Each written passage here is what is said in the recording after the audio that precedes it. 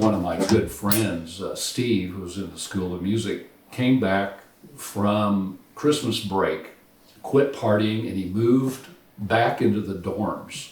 Nobody wanted to live in the dorms. I said, Steve, what happened? So, something changed you. And he said, well, I became a Christian.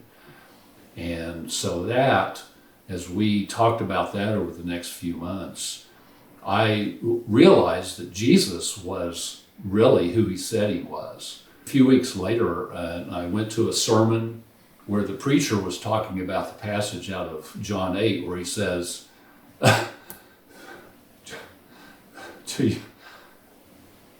Jesus says, if the Son will set you free, you will be free indeed. And I realized he set me free. I don't have to do drugs anymore.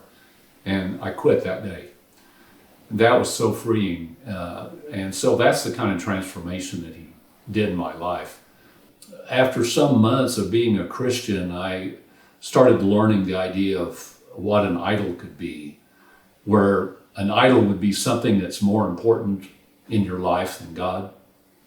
And I started being concerned that I might have drums or just playing the drums as an idol in my life.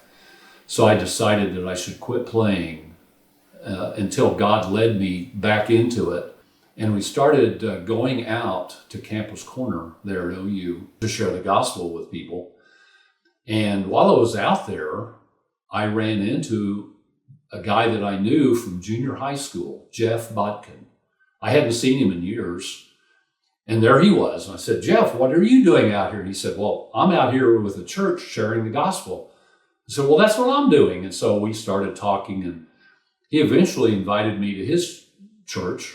After a few months, Jeff started asking me if I might be interested in playing the drums for the Mirror Street Theater. The idea would be that I would set up my drums, start playing, and we would try to draw a crowd.